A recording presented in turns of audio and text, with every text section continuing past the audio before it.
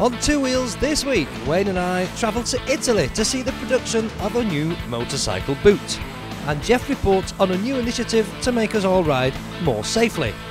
But first, I take a ride on a machine that seems to have been around for ages.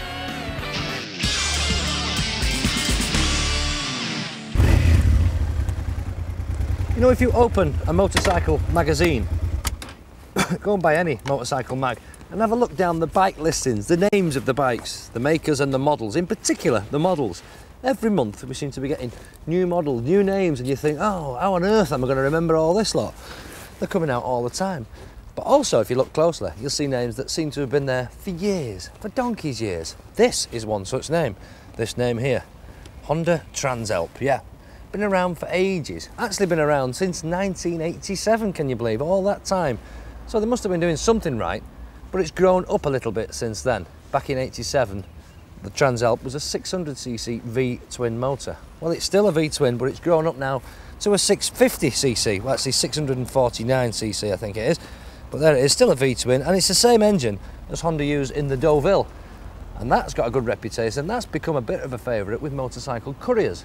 And they like machines, or they like engines, that are good for many tens of thousands of miles up and down the country all day long, 7 days a week, some of them. So there won't be very much wrong with the motor. But it's not just grown up engine-wise, it's grown up, I think, in its looks, because it's still essentially an off-road looking machine, off-road style of bike. But I think it's becoming a little bit more road bike in its looks, in its bodywork. It's a bit more sort of streamlined now, shall we say, the way these indicators are all flushed into the fairing, all very, very smart. Perhaps lost that little bit of a rugged look that it had in its early days. And one other thing that you need to be careful of, I'll just show you this, watch this. People with short legs should beware, because this is a very, very tall machine. But that can be a good thing, because sitting this high gives you a great view of the road ahead. The Transalp isn't fast, it's not meant to be. It's got a nice, friendly sort of power delivery, just about right for this style of bike. It really is an easy bike to ride, there's no nasty twitches, everything's just very predictable and very sure-footed. It's more at home on the tarmac, but it won't complain too much on the odd muddy track. Suspension setup as standard is a bit too soft for any serious terrain, but you certainly wouldn't get away with this on your race replica.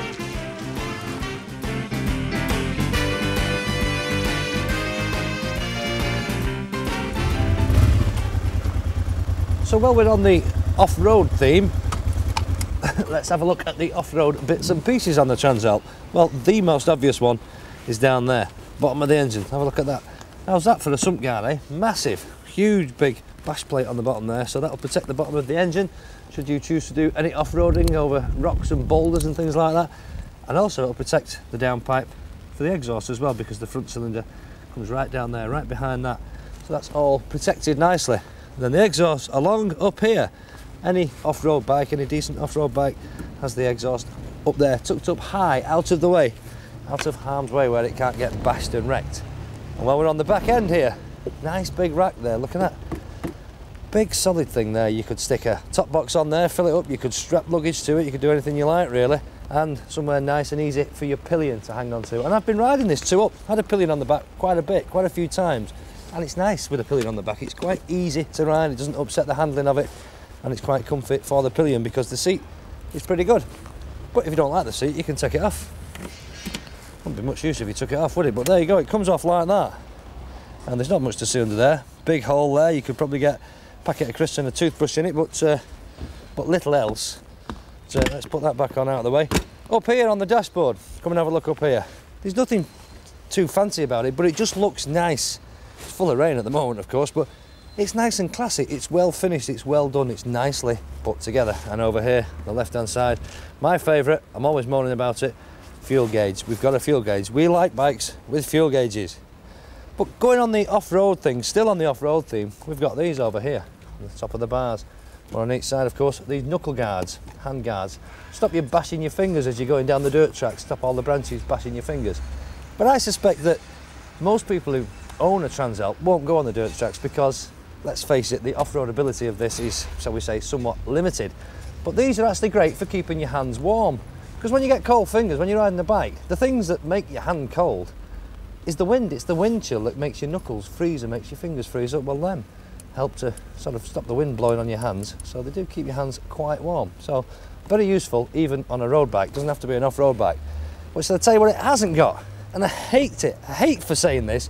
It hasn't got a centre stand, and you know what really annoys me about it is that underneath there are the holes for the spindle for the centre stand. So it's all there. It just needs the stand put on it, but they don't do it. You don't get it, but you can have it, but you'll have to pay extra for it.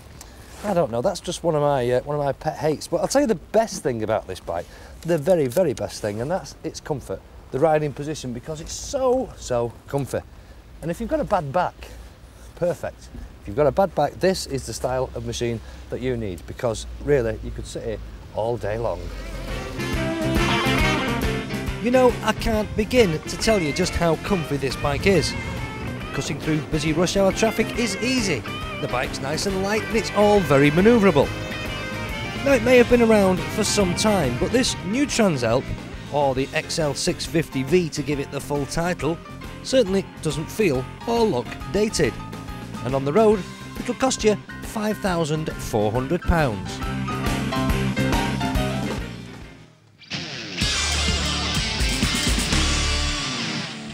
Bike training and road safety. I know what you're probably thinking, boring, been there, done all that. But listen, we make up 1% of road traffic, we bikers, but we're involved in 14% of all road casualties. And in fact, 1 in 7 of every road death happens to a biker. So it's a serious topic. And we're here today at the launch of this, Bike Safe Northwest. What's it all about? Come with me and we'll find out.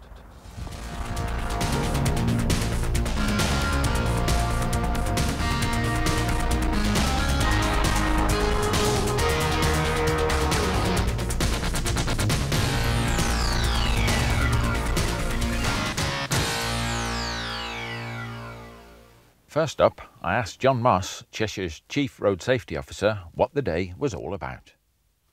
John Moss, Chief Road Safety Officer for Cheshire, but also you're actually chairing this event today, aren't you? Yes. As Chairman of the North West Local Authority Road Safety Officers Group, we've put together this initiative because we've got leisure riders coming into Cumbria, Lancashire and Cheshire from the big metropolitan areas, and they're having crashes. Yeah, because it's mainly the leisure biker, isn't it? It is. Causing this problem. Yeah. We've got the normal commuting type problem, which is relatively low key.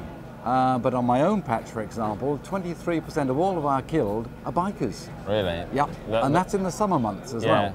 And that is incredibly high, isn't it? It is. And what sort of people are getting involved in these accidents? I mean, it's not the young tearaways anymore, is it? No, it's not as old as me, but ordinary folk. Those who've got disposable income now, anybody from sort of 25 through to about 50, they're going out, buying the bike, getting the gear, getting together with a group of their friends and then going leisure riding. Yeah, so it's the same old problem that we've heard before. Yeah. But you're taking this very seriously, and I should point out to our viewers, and I've known you a long time, you are a biker, aren't you? You know, you're doing this as a heartfelt thing, aren't you, really? Yes. It is really concerning you. It is a big problem for me in that most of my leisure time is spent riding bikes. Yeah. I do a lot of miles every year, but in some of the things we're having to do, we're having to say, look, don't do that. Yeah. And I'd much rather say, well, do this. So what we're trying to do is put those two together and say, here's a way to do it, which means you'll have all the fun and enjoyment, but you'll live to go back home and talk about it. Now, right on your patch is the Cat and Fiddle, and I've ridden it with you, and I know there's problems there. What are the problems? Technically, it's a very tricky road anyhow. It gives the appearance of being an ordinary mountain road, but many of the corners have got a double apex, and the riders set themselves up for the apex they see, and then it goes a bit further, and there's a second apex, and it comes back another 10 degrees, and, sorry to say it, they bottle out. Yeah. They shut the throttle or touch the brakes, and they straight line it. Now, you saying that, I know that you've been running your lifetime skills course with Cheshire Road Safety Unit. Yeah. Is today, and the fact that we've now got the police involved, I mean, altogether you've got 25 local authorities, is it? We have. 6 police forces. It is, yeah. So people are taking this really seriously. We are. You've obviously spent a lot of money. You got your little rolling road show here, and you're going to take this, what, to biker meets? Yes, yeah. We just got approval from Alton Park. We can go there. It's at the big events we've got running around in the Cheshire and Merseyside area, North Wales.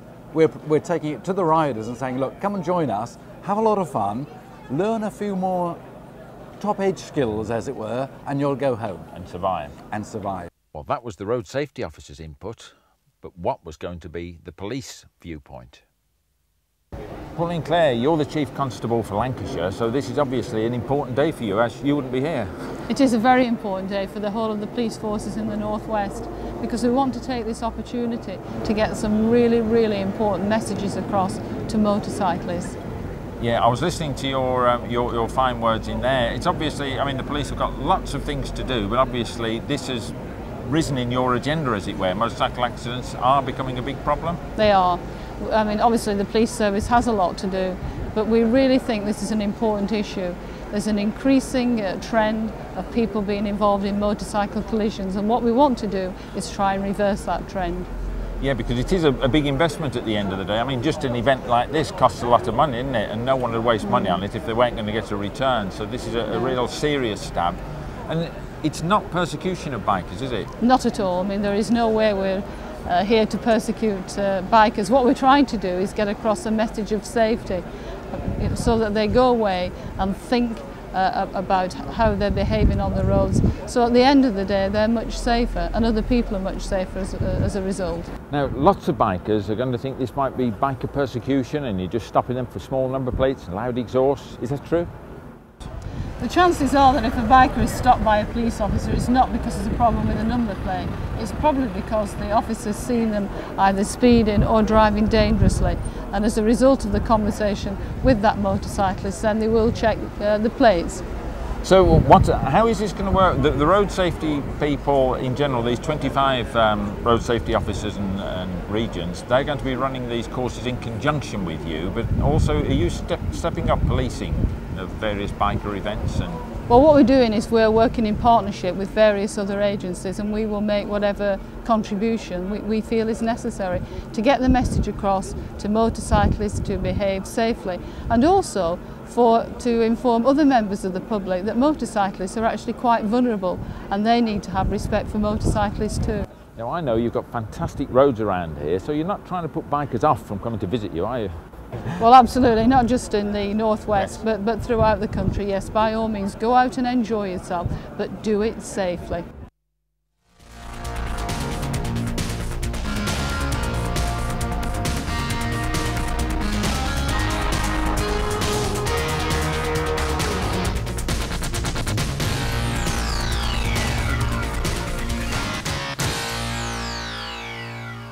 Well, that's a very quick look at Bike Safe Northwest, but obviously the powers that be are taking this very, very seriously, so perhaps we should too.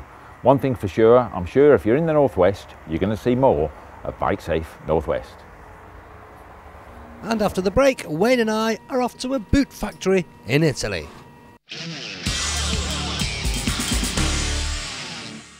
Welcome to Italy. Yes, we're on a little soiree. We're away in Italy, near Venice at the Marco Polo airport.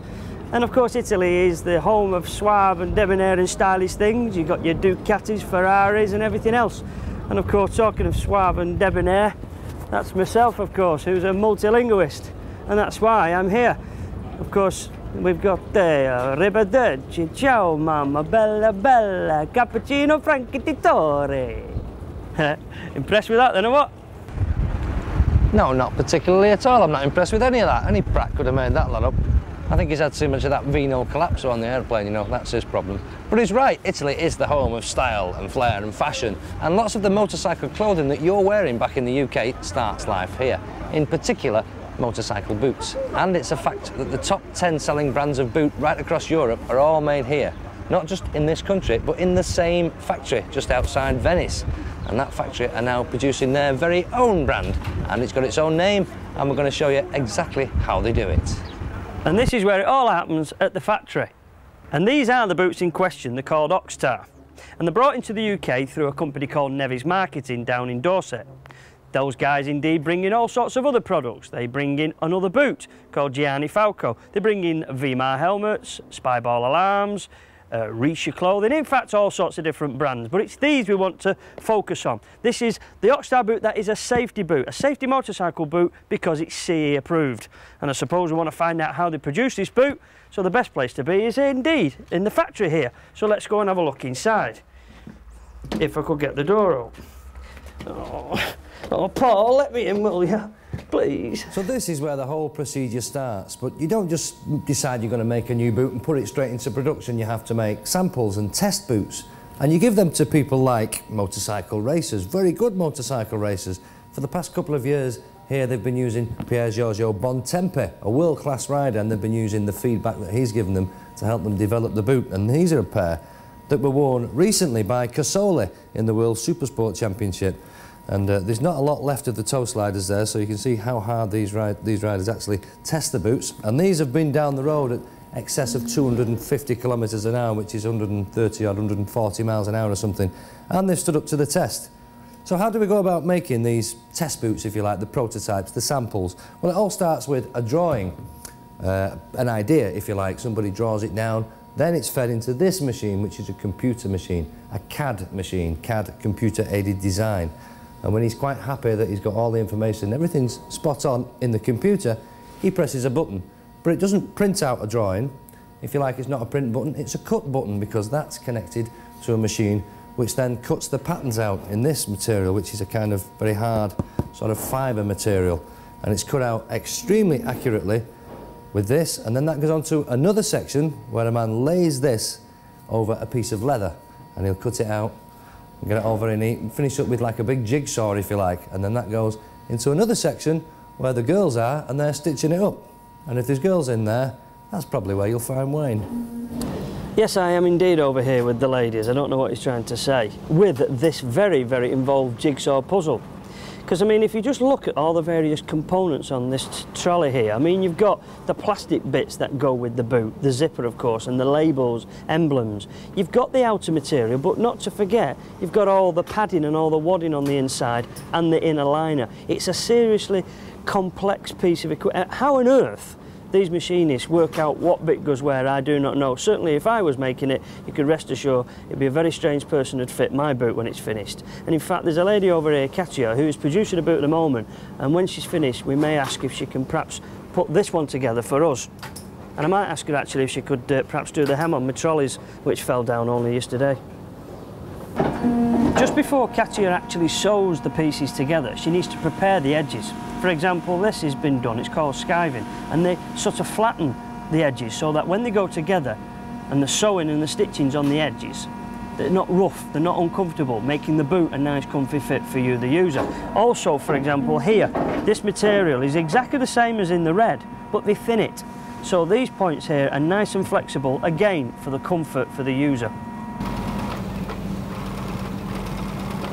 So this is Katia hard at it now, stitching together a pair of boots like this. Now, I don't know about yourselves, but I find it quite remarkable. I was obviously very ignorant because I assumed, because of the accuracy in all the stitching on a pair of boots, that in actual fact they were done by robots. Well, this has obviously quashed that myth because it's hand done by obviously somebody who's very, very skilled. Mind your fingers now, love.